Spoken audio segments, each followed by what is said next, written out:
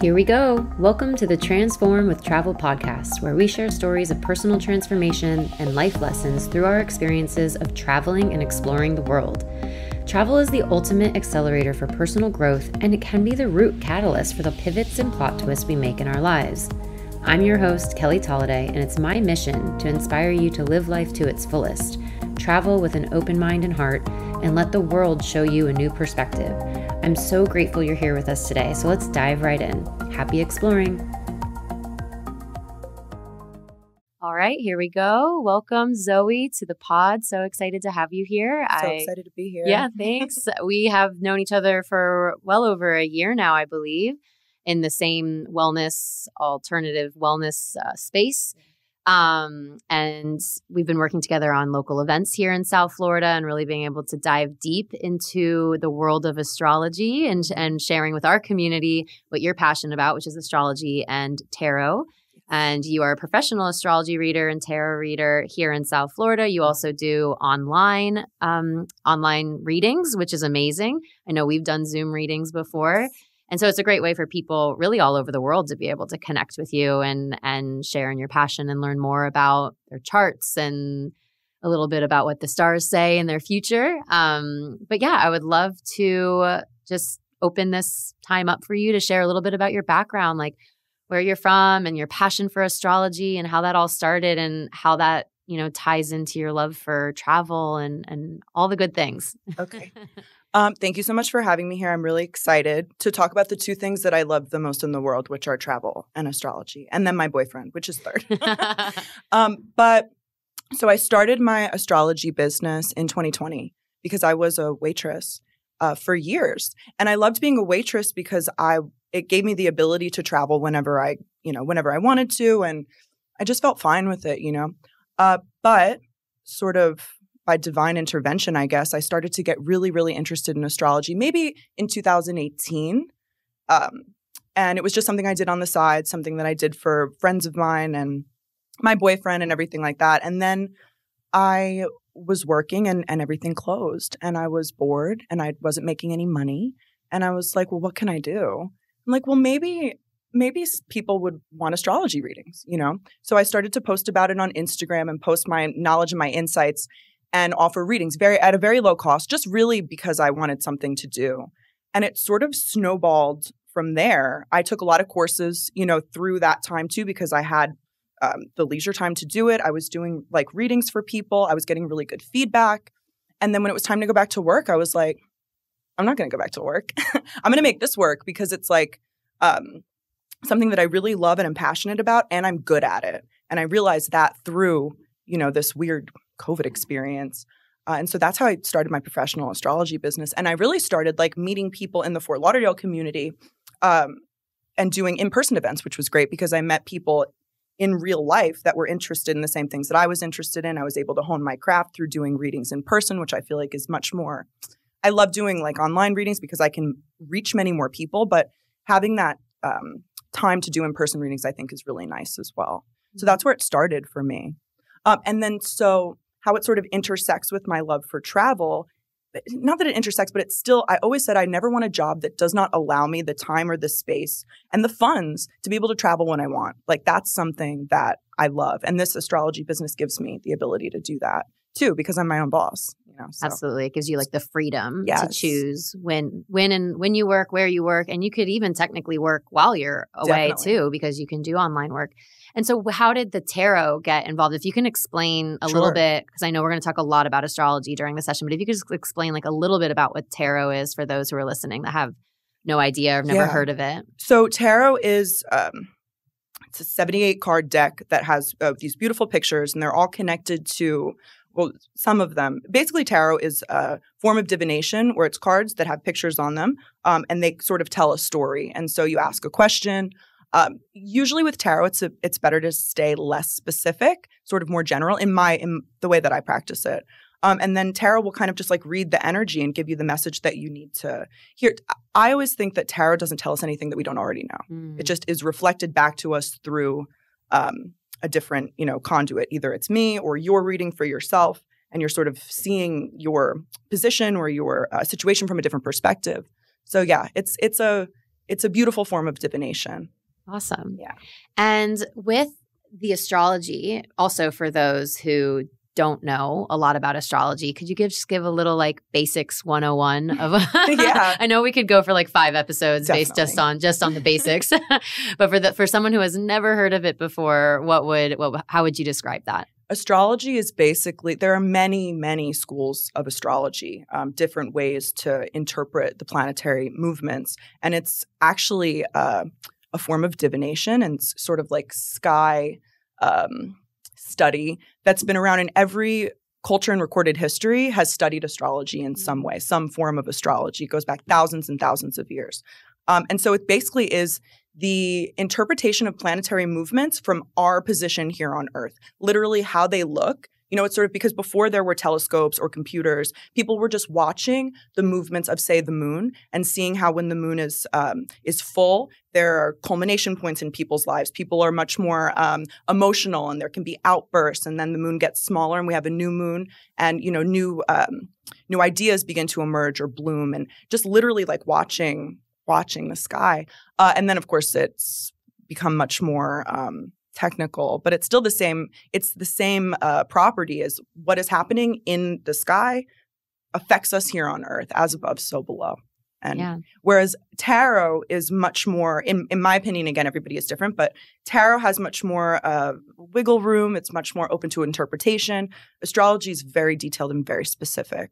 Yeah, and I can imagine that would have taken a lot of time and study on your part to really hone in on your skills. Yeah, and I'm never for me, I think as an astrologer, you're never done learning. But for me, I'm never done learning. And that's the beauty of it. Astrology can be extremely maddening, too, because it's confusing. You know, we all have birth charts. And so most people are very familiar with their sun sign, which is obviously will tell you a lot about, you know, your ego and your identity and how you kind of get your needs met or move through the world.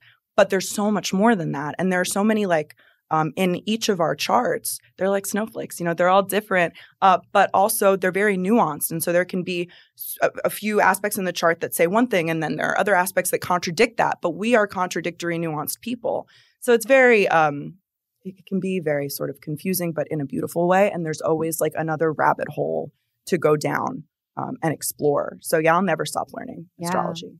And what has that been like for you working with people one-on-one? It could almost feel like, I mean, I've had a couple sessions with you, not just for my own chart, but also for my daughter's, which has been such a cool experience. It was so cool. But it could almost, I'm sure, feel like a therapy session. Like people were probably unloading a lot on you or asking like, should I break up with my boyfriend? Should I move? And it's like, whoa, like that's a very specific, very, like you said, nuanced decision. Yes. How do you like handle that kind of pressure? So I do feel that the readings that I do and that anybody, I mean, I've had readings and they feel like therapy sessions, but they are that way because you're really getting to know this person very intimately.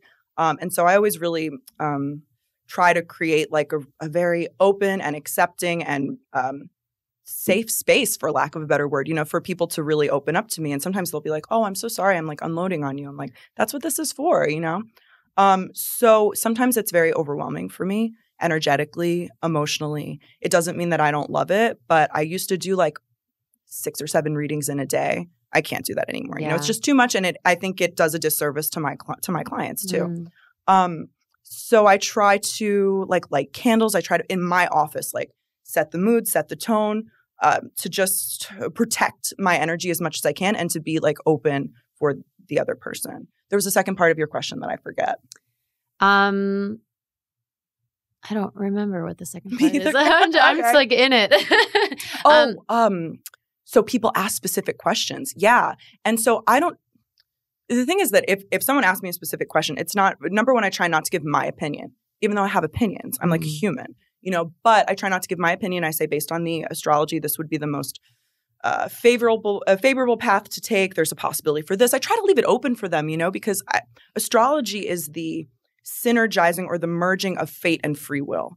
Both are happening at the same time, you know, so it's not like everything is totally in stone laid out for us. And there are no, even with astrology, with tarot, with psychic readings, there are no definitive answers. I don't think I just want to give people the tools to make the best decisions for themselves. Yeah, I really, really love, I've heard you say that before in some of our community events, the synergy of free will and fate. Yes. And I think that just really sums up the human experience, really, if you believe in a higher power, right? Mm-hmm. There's a lot of people that just hand everything over to that higher power and, oh, well, I'm just the victim. I don't have any say in this. Or there's some people that don't believe in any sort of higher power at all, whatever that sounds like, looks like, prays like to you. But there's some people that don't believe in anything at all. And it's like, well, I control everything. Right. And like, it's totally meeting in the middle. And when you find that little sweet spot of finding that meet in the middle, I think it allows for a lot of ease and a lot of grace and a lot of surrender in your life. Yeah. Which it sounds like you're a pretty avid traveler. You definitely need to have a lot of ease and grace and surrender as you travel. There's a lot of fate and there's a lot of free will, but you can't control everything. And you got to have some semblance of, a plan while you're traveling, or else sometimes things go crazy. Yeah. How does that play out for you when you travel?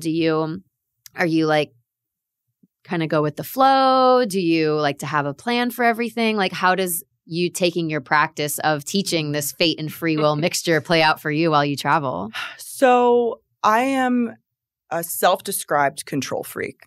I really am. Hey, I'm right over here too. Don't worry. I have a real problem with control. I'm a Taurus sun, Scorpio rising. Okay, so I have a lot of fixed energy. Fixed signs hold on to things. But it depends on the trip, so you asked in the beginning how astrology sort of and travel intersect for me. I will tell you how sort of astrology played a part in me really finding myself and having my first aha moment through travel.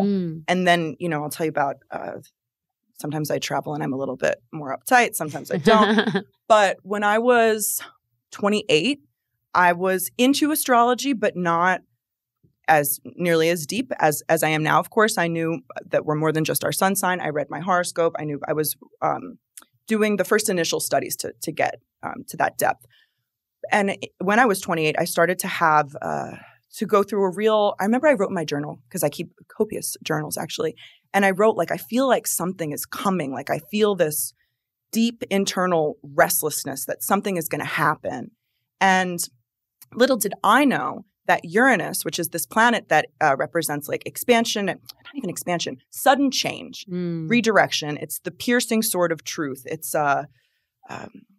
gives you this inner sense of restlessness, where you want to break free of anything that feels limiting or restricting. It is a outer planet. We can't see it with the naked eye. It spends 8 years in a sign, and it's a very intense energy. So little did I know, when I was feeling this, Uranus was about to come into a conjunction, which is with my sun. A conjunction is when two planets are very close to each other and their energies are linked or meshed or merged, right?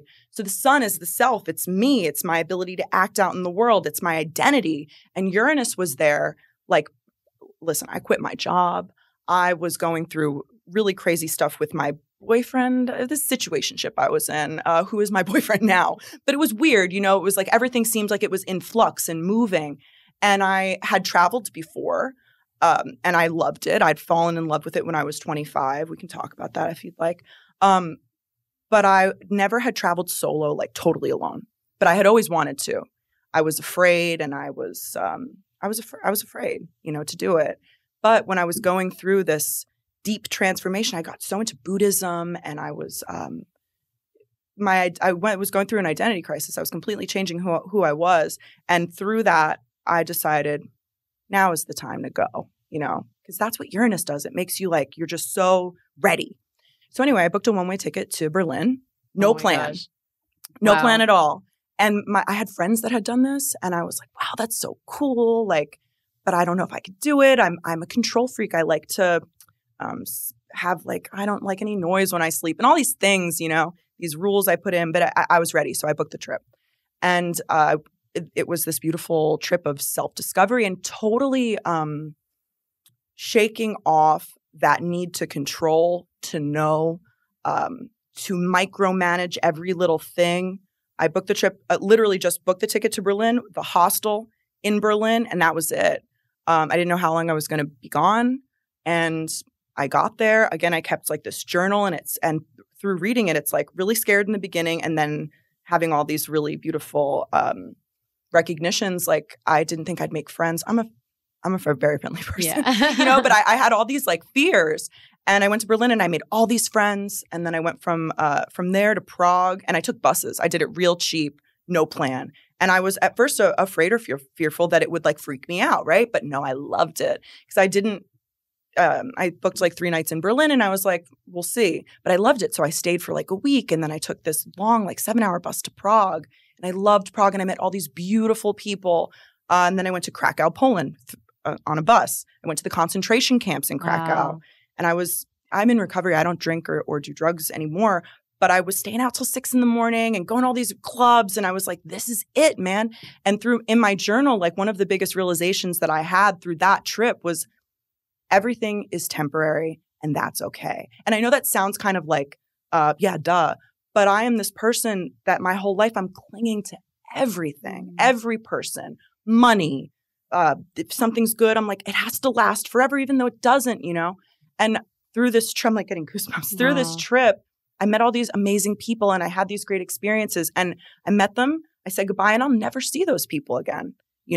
I went to this restaurant that I liked or this like beautiful place outside and I'll never see that place again. And I knew it in the moment and it was okay. And I said goodbye to it. And it was just like, I just really, really, that was the most life-changing trip of my entire life. I ended up being gone for 6 weeks and I did Prague, Budapest, Milan, Slovenia. Ooh. Went to Lake Bled because I met these guys in like Prague and they're like, we're going to Slovenia. So I'm like, all right, I'll go.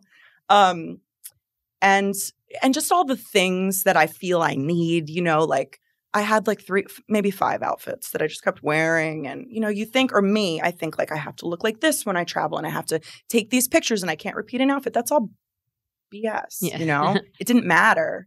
And it made me feel really empowered too, which again could maybe sound corny, but I don't care because it did. It was like I've navigated myself alone, like no help, just my little phone app and Flixbus and Hostel World and, Ryanair or whatever, like the cheap airlines.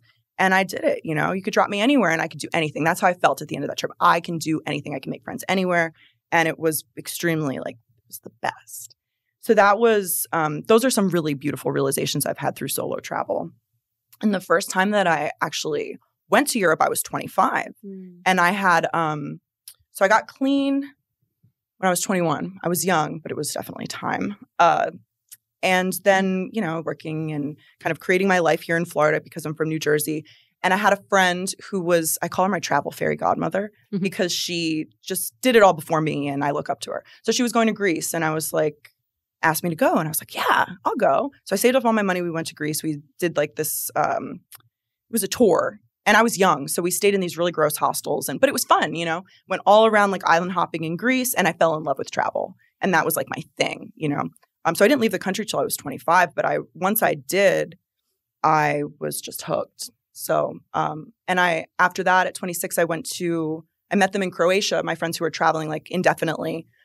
But before I went to Croatia, I was like, well, let me go to Paris for a minute and just by myself. And so that was like dipping my toe in at first. And I was like, this is great.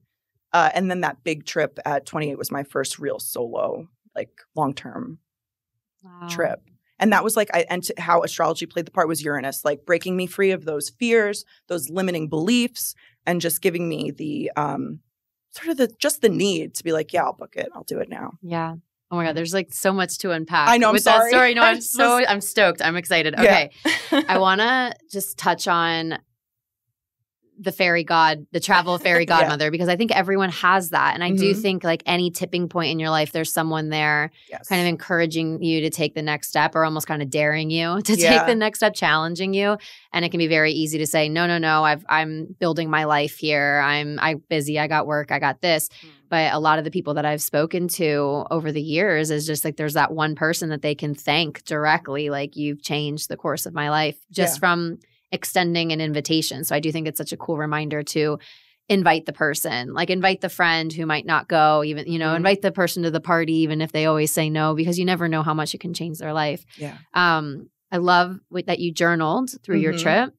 I think that's such a powerful way of really cementing your mindset of where you were at that time. And even if it's a really challenging time, being able to write that out and have that on paper and just be able to go back and be like, wow, like this is where I was at. And like you said, that transformation of feeling restless and unsure of what your next step was and really in like this flux chaos. And then all the way to the end of that 6 weeks feeling empowered and confident, like that. It's such a beautiful transformation for you to have been able to have. Yeah. When you realized that Uranus was where it was in your chart at that time, were you already into astrology then and you looked at that and was like, oh, this makes sense? Or was this years later and you were like, okay, I want to take a look at what was happening during that time? Like, where was your astrology journey during that period? It was scratching the surface. It wasn't nearly as deep. It was like maybe a year, like the next year, where I was like, oh my God, duh. Of course. It makes total sense. That was an astrology aha moment for me. Because a lot of times for me, like I think most people, but you feel things the most when they're personal, or I understand things the most when I can personalize them. Like I really love talking to people about their Saturn returns because I've been through a Saturn return and Uranus conjunct. If I have a client who has Uranus conjunct their sun or about to conjunct their sun sign, I'm like, okay, let's talk. Let's really dive into this. So yeah, it was about a year later. Awesome. Okay, cool.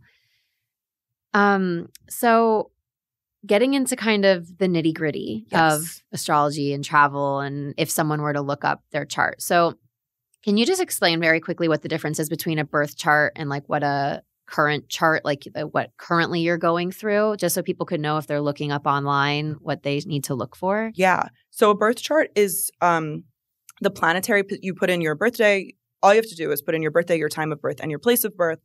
I use whole sign houses. It's easier. But whatever, you can. Whole sign houses. Whole sign houses. That's one sign equals one house. Oh, okay. Yeah. Okay. But you do that and it gives you calculates a chart for the planetary positions at the moment of your birth. And so that is the roadmap of your life. Nothing can happen in our lives that isn't already written in the birth chart. So that is a picture of a person, their psyche, their personality, and their direct life experience. Okay. That's the birth chart. Then a transit chart is a bi-wheel, which is your birth chart in the middle, and then the current transiting planets on top, set on top, and we see how the planets that are moving in the sky right now are interacting with your birth chart. They're like pinging different planets in your chart, and we can experience life changes, emotional changes, realizations, whatever, through those transits, the relationships that the moving planets have with our birth chart, which is always stationary. Okay, cool. Awesome. Mm-hmm. So with astrology and travel, there's a lot of people know there's zodiac signs. Like you said, a lot of people know of their like, oh, I'm a Leo, oh, I'm a Virgo. Yes. But actually there's so much more. There's so many layers involved with that the sun only represents a certain part of your being, a part of who you are. And we don't have to get too much into the nitty gritty, but if someone were to look at their chart, like what would they be looking for with signs of, big adventure ahead or moving overseas or some sort of like life transit, maybe not where they're currently living? Are there certain signs in the chart where you're like, those are movers, those are adventurers, those are people who like to fly by the seat of their pants type of thing? Or maybe if you can explain a little bit of the houses, what that means, kind of share whatever you'd like to share about it. Yeah. So let's start with signs. There are certain Sagittarius placements, sun, moon, rising, because Sagittarius, it's the sign, it's depicted by the archer, right? So the archer is like pulling back that arrow and shooting it as far as it can go. Sagittarius is ruled by Jupiter, which is the planet of growth and abundance and travel and adventure and changing your consciousness through new experience. And oftentimes that's education and travel. So Sagittarius do tend to really enjoy travel. Generally, if they don't like traveling physically, then travel of the mind and that expansion.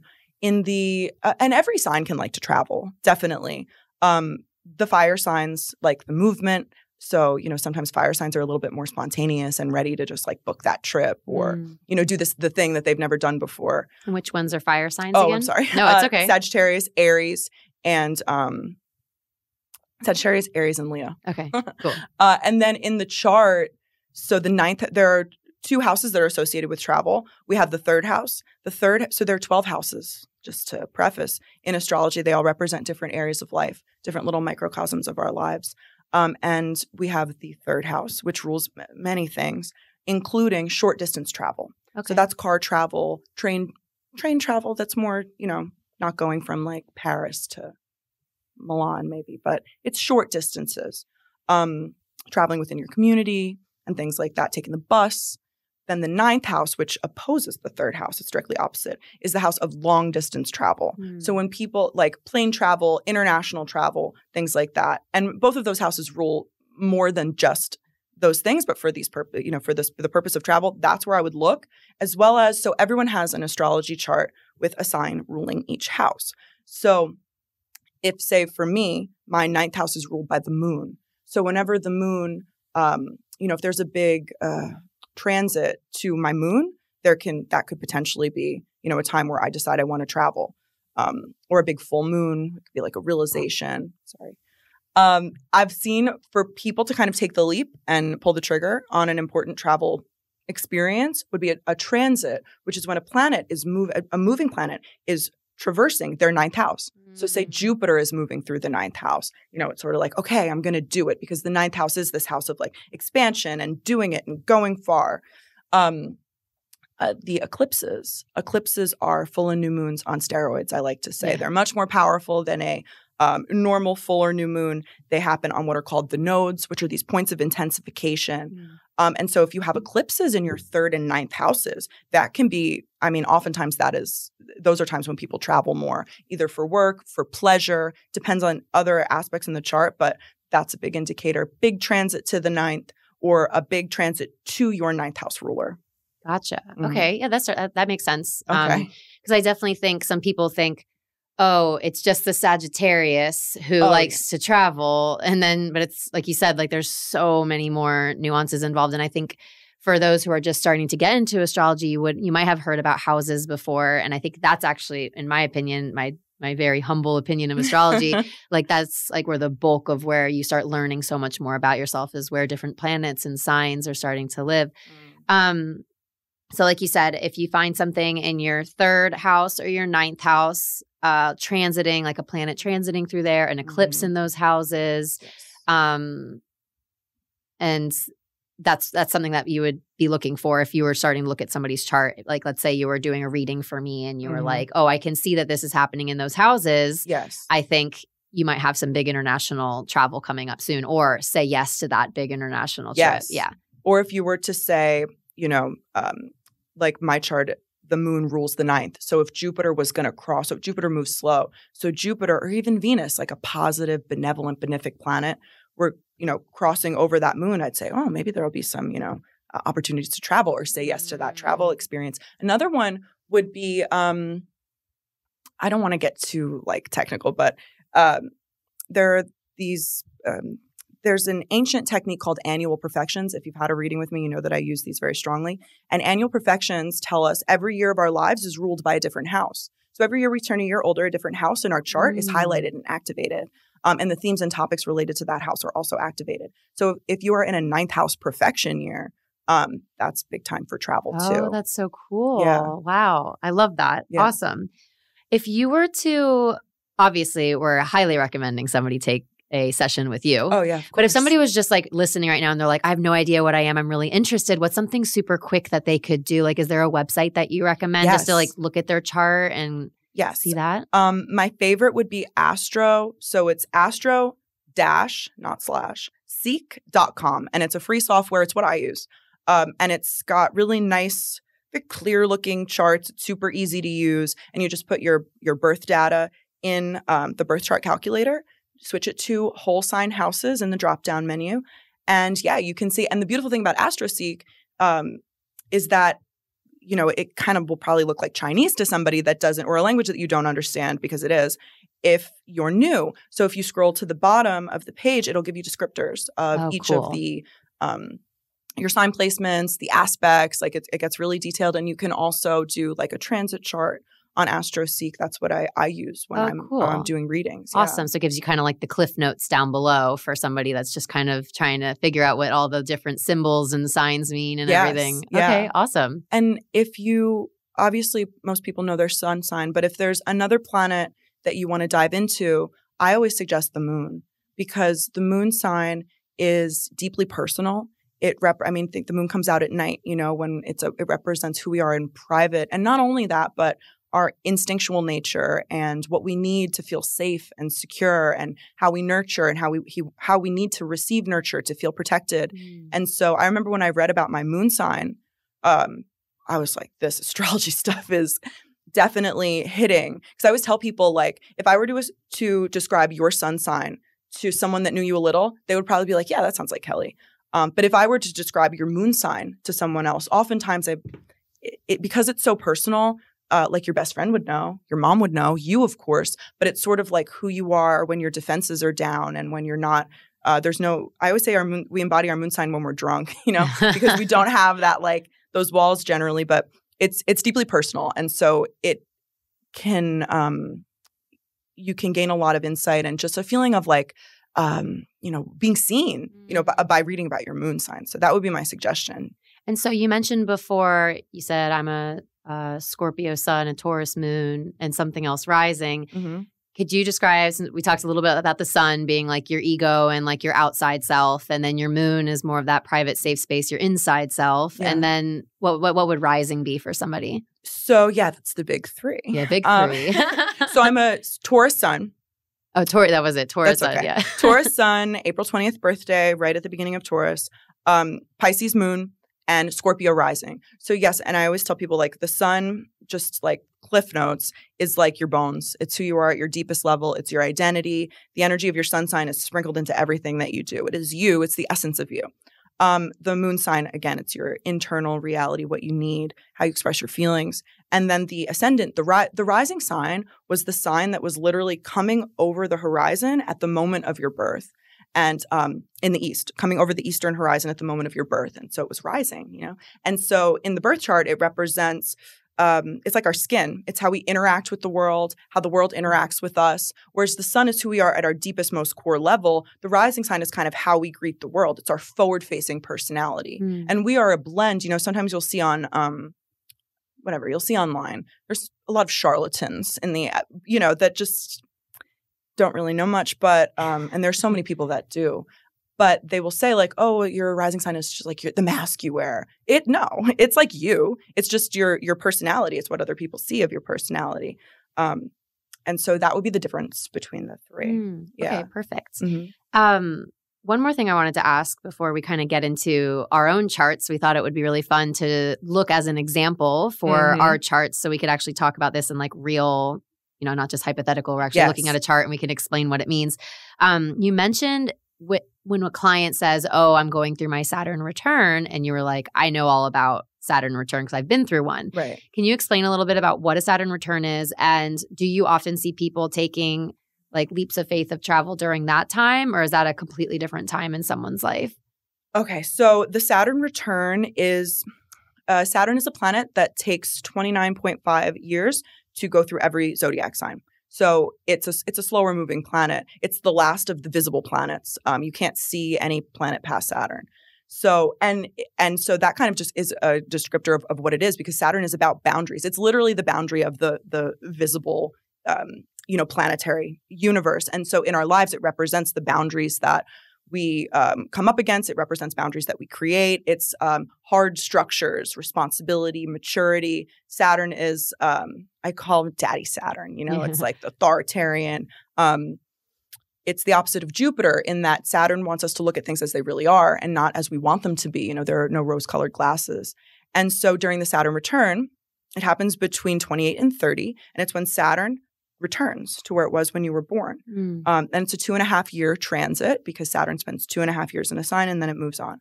So and we will have 2 Saturn returns in our lifetime, 3 if we live till our late 80s or 90. And so the first Saturn return happens again between 28 and 30. And it's because Saturn is this planet that represents responsibility and facing reality. It's generally a period. It's the threshold from youth to adulthood. It's when we have to deal with the consequences of our actions from the last. If we have been, however many years, taking care of business, if we have been doing our work and, asserting ourselves in our relationships and allowing people in to know us, but, in sort of a healthy way, then we can benefit from those relationships we've formed. We can benefit from all the hard work that we've put in. But if not, then we really have to face the reality and make the necessary changes. Saturn wants us to build a strong foundation in our lives and it's all encompassing. It's money, it's our career path, our plans for the future, our relationships. So any cracks in our foundations during the Saturn return, it becomes so glaring. You can't just, anything you've been sweeping under the rug with, or tolerating but not happy with, you got to deal with it. So some people experience the Saturn return quite nicely. And some people don't. And oftentimes it's in the middle. You could be doing really good in a few areas and then have to clean up messes in the other ones. And that's okay. I found a lot of times the early adulthood milestones, the textbook ones will happen or be at least initiated, started during the Saturn return, getting married, having kids, solidifying yourself in a job, beginning to save for retirement, those things. Right. And so for your question on travel, the Saturn return it's different for everybody, but it tends to be a time where we're kind of battening down the hatches and doing the things that we have to do, and then the things that we want to do come after. So it depends, you know. Yeah, because I remember my Saturn return. I've always been big into travel and wanting to see the world, and I remember feeling such a push pull during that time because my husband and I are just wanting to book a trip to Mexico and book this and book that, but we got a 6-month-old, so we can't, or we're renovating our house, so we can't. And it was just such this identity identity shift for us of okay, this is the next stage in our life. And it's not that we can not ever travel again, because trust us, that won't ever happen. But it was definitely a push pull in my mind, where's that free spirit again? And that Saturn return was really forcing me to look at, like you said, that cracks in that foundation, or not even just so cracks, just what do I need to do to build the next stage of my life so that I can enjoy that later, like you mentioned. That is so Saturn return. It's planning for the future. It's doing the responsible thing. Yeah. The responsible thing is maybe not spending X amount on going to, Thailand. It's we need a crib and we need to put money in our daughters. It's that. Yeah. It's deal with the stuff you have to deal with first, and then let's see what's left over, and then that's very much a great description of the Saturn return. Cool. All right. So we are going to look at our charts.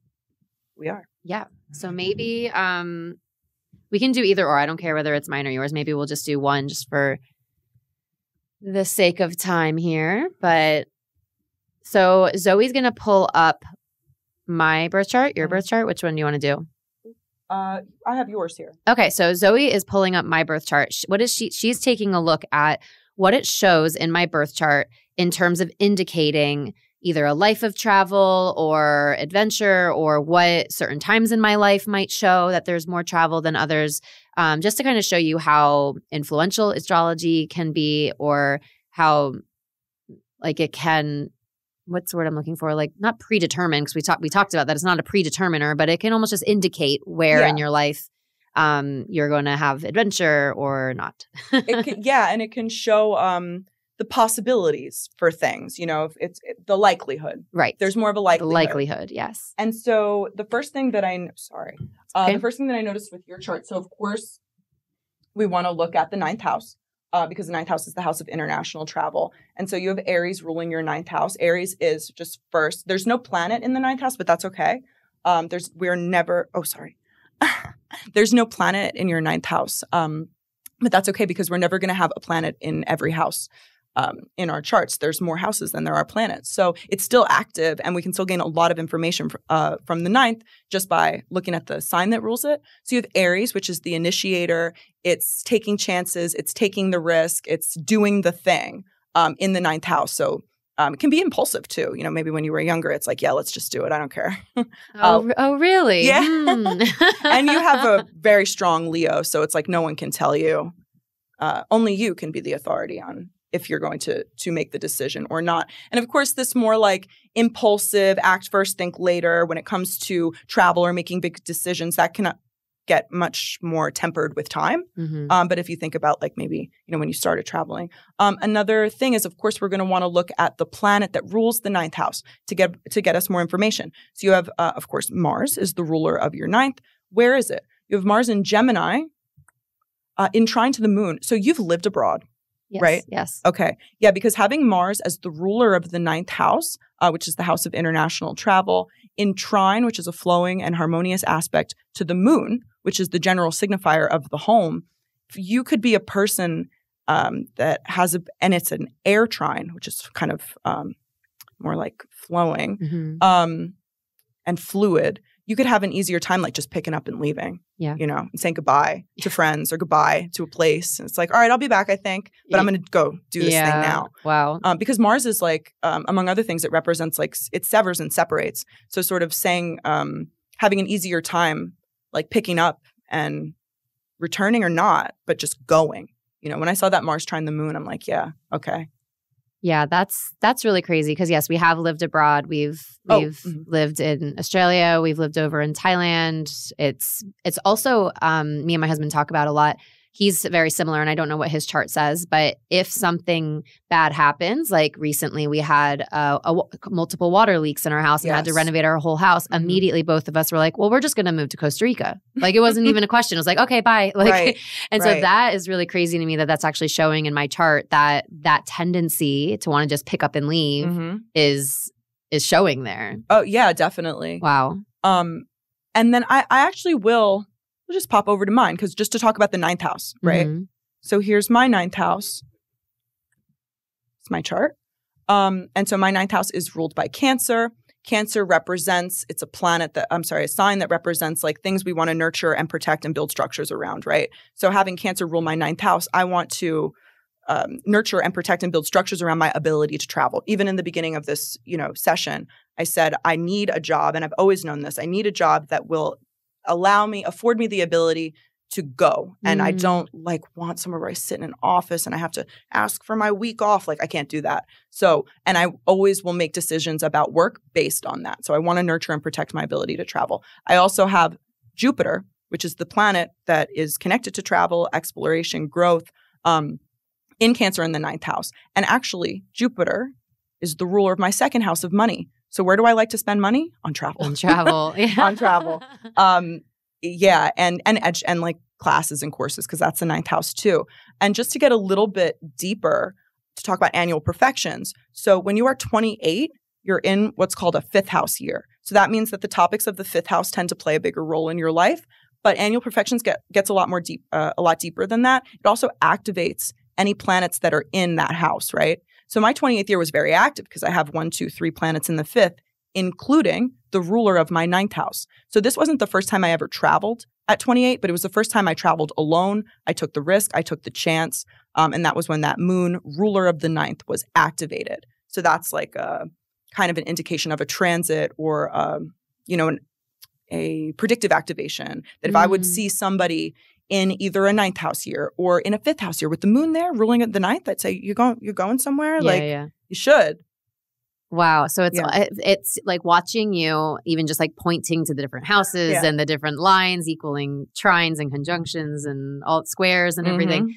It's so much of like a piecing of the puzzle of like the tapestry of someone's life and just like, and asking questions like you said, like, you lived abroad, right? And it's like, yeah, actually I did. It's not like psychic where it's like, you are going to do this. You're just asking the questions to kind of see like where their life was and where it might be beneficial or easier for them to do something. Like it might be an easier year for, let's say me, like it might be an easier year for me to travel because of XYZ. It's not saying like I am going to travel. It's just like this is going to be a really beneficial year for you to travel. Exactly. And I really love that. That's the thing about astrology. It tells you the possibilities and also where things could be a little bit more tricky and you should wait,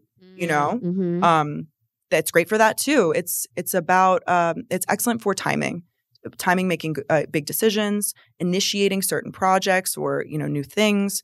You can kind of look or consult an astrologer and say like, when would be the best time for me to do this? And when should I just like back up and relax and take a beat? So it's a really amazing self-reflective tool as well as, because it can tell you a lot about your psyche and your emotional state and who you are inside, but also like external stuff too. It can be really great at helping you plan. Yeah, you're literally just ringing a bell in my head right now. But I remember when we had a session, I think it was early March this year, you did my transit chart.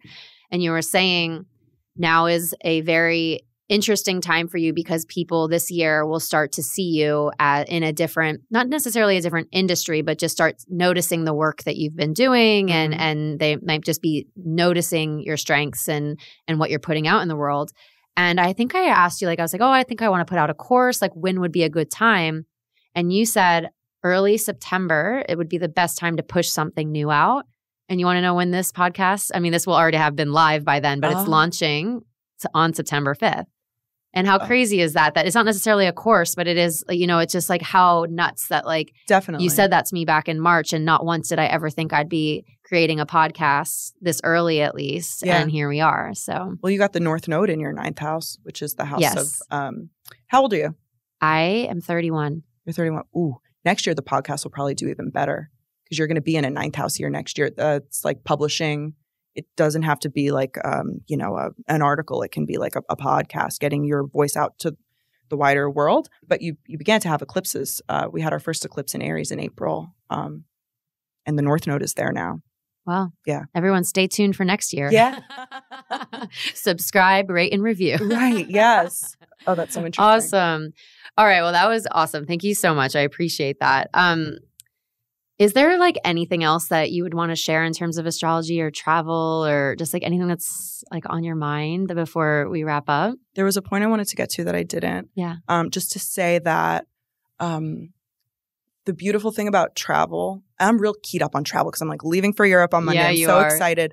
But I was just chatting with my friends the other day and talking about how, like, as an adult, you often don't do things for the first time. You know, things get kind of routine, and you've lived enough where things don't feel super new and fresh all the time. But travel is something where it makes me feel so alive, and it gives me the ability, even until I'm old, to go to a place, to eat food, to have an experience that I've never had before. And I just think that is one of the most amazing, exciting, exhilarating things about travel, is that it makes me feel present and alive, and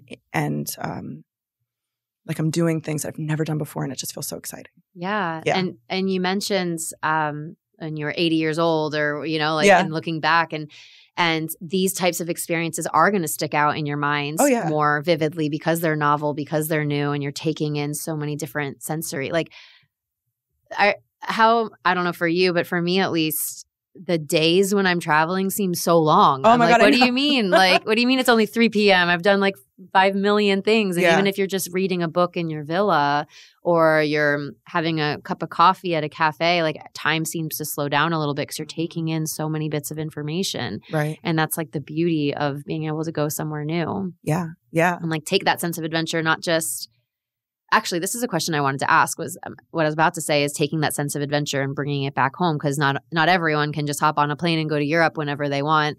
And how do we bring this adventure at home? I did want to ask, at the end of your trip of 6 weeks, how did that affect your relationships, not just with your boyfriend, but with family, with clients, like whatever that looked like for you, because you were such a vastly different person from start to finish, just 6 weeks. How did that change for you when you came back home? I felt extremely liberated and empowered. And me and my boyfriend had broken up, and I was so devastated about it. And that's actually what kind of like propelled me. Uranus without my knowledge, but my the thought was like, you know, screw it, I'm going to get over this guy. And I did. And I felt totally like, I don't need him, you know, I don't need him. And then of course that's when they come back. So we did. But I felt really like I really was over it, you know, I was really over it. And I switched fellowships from AA to NA. I made a bunch of new friends. I got really deep into Buddhism and not Hinduism and all the sort of like Eastern religions. And I started really studying astrology. So it did kind of change my outlook. And then if you think about it, like, so that was 28. And then when I was 30, I was 29. I started my astrology business. That was in 2020, the first part of 2020, I was 29, you know? So it was like, I think kind of taking that risk-taking or stepping out into a new experience, trying something different, giving myself, like having the ability to fail, right? Like I could have gone to Europe and hated it, but alone. Or I could have gone to Europe and hated it, but I did it anyway and I loved it. I could have started this business and failed, but I did it anyway and it's thriving. So I think being able to kind of like have the experience of like, oh, I did this really, foreign new thing last year, a year and a half ago, and it went well. So like, let me try it this time. So I think it definitely changed the way that I interact with, and also just with people, because like I said, I'm a person who is very, and I still struggle with this, but I'm very like, I'm holding on to things. If something's good, I'm like, when's it going to go bad? And just really clinging to everything. And I think even though I still do struggle with that, I can think back or read back over my notebook and be like, yeah, like things are temporary and it's cool. Something that's, I had some weird experiences in where like I booked a hostel and it wasn't, I was really excited for it, but it didn't work out and all this stuff, but it worked out, and it was all part of the larger plan. And so when I get really crazy and in my head about things, like everything has to stay this way or I'm going to lose my mind. It's like, that's not true, Zoe. That's not true because you can pull on your past experience. 100%. And another guest that we had, Kelly Fisher on episode 2, I believe, she talks about pocketing experiences for future Kelly, future Zoe, so that when things do get hard or you are like, I need to have certainty. I don't know where this is going to go. I don't know about XYZ. And like being able to go back into your back pocket, pull out that experience and be like, wait, do you remember when this worked out? Do you remember when this worked out? Over and over and over again. So it's like such a cool way of looking at not just travel and getting to see the world, but like really investing in your own personal development for the future you to be able to pull back on. 1,000%. That experiential learning and knowledge that you get, for me, it's much more affecting than something I read in a book. And I love to read, and I love to read self-help books, but to get out in the world and like do it, and it really is linked between that, just travel in general, but that big trip and starting my business, because they felt similar. It was like, whatever, like, let's just do it. Let's see what happens. I love this. Let me invest in this. And that both of them paid off. Really did. Well, I've been so happy to talk to you today. Yeah. I end every episode. I'll give you a little bit of time at the very end to shout out all your Insta and TikTok and websites, whatever it is. But at the very end of the episodes, I like to do 4 rapid fire questions. Ooh. And so it'll just be like popcorn, see what happens. So number 1 is, if you could only go back to one country, town, place in the world, where would it be and why? Lisbon, Portugal. Because the food is great, the people are amazing and beautiful.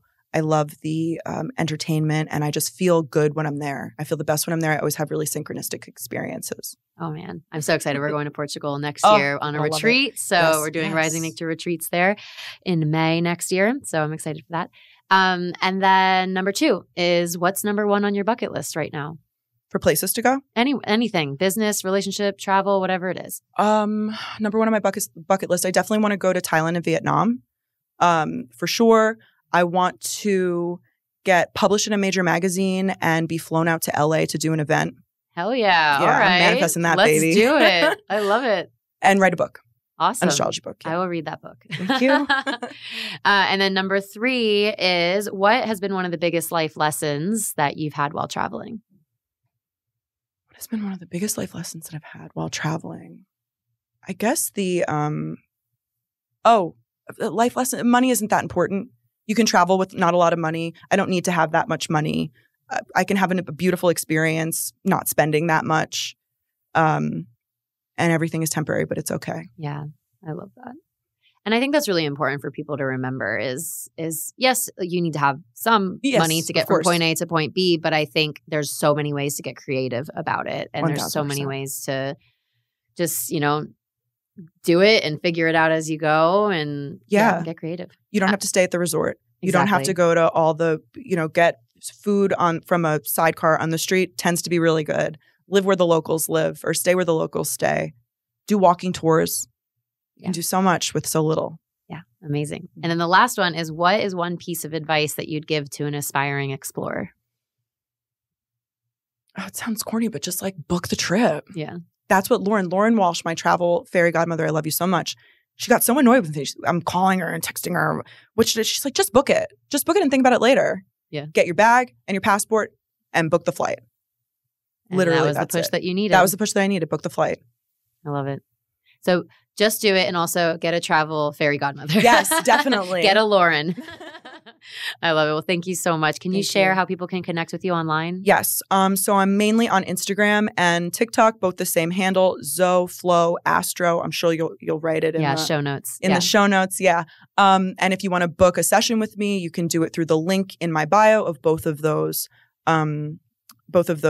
social media pages, or you can write me an email at triplegoddessastrology222@gmail.com. It's a long email. They won't let me change. I didn't know it was so long. And yeah, I mean, what I do for work is every day or 5 days a week, I do one-on-one client sessions and do readings, which is like my favorite thing to do. And yeah, book a session with me. Amazing. Well, thank you so much. I'm so excited for our listeners to Me just too. learn from your stories and learn more about astrology and how they can look in their own charts and see what's indicated for them. I just really appreciate your time for meeting me here in Boca, and I'm sure this won't be the last time that we have you here to share your story. Thank you. Thank you so much, Kelly. Yeah. This has been great. Thanks for tuning in to another episode of the Transform with Travel podcast. Don't forget to hit subscribe so you never miss an episode of inspiration, adventure, and exploration. If you felt inspired by this episode, please rate and review in whatever streaming app you're listening from. This allows us to spread the word even more and continue to serve up weekly doses of adventure. As always, we'd love if you could share the episode with someone in your life who you think will benefit from this conversation. Thanks so much for listening. This is your reminder to get out there and keep on exploring.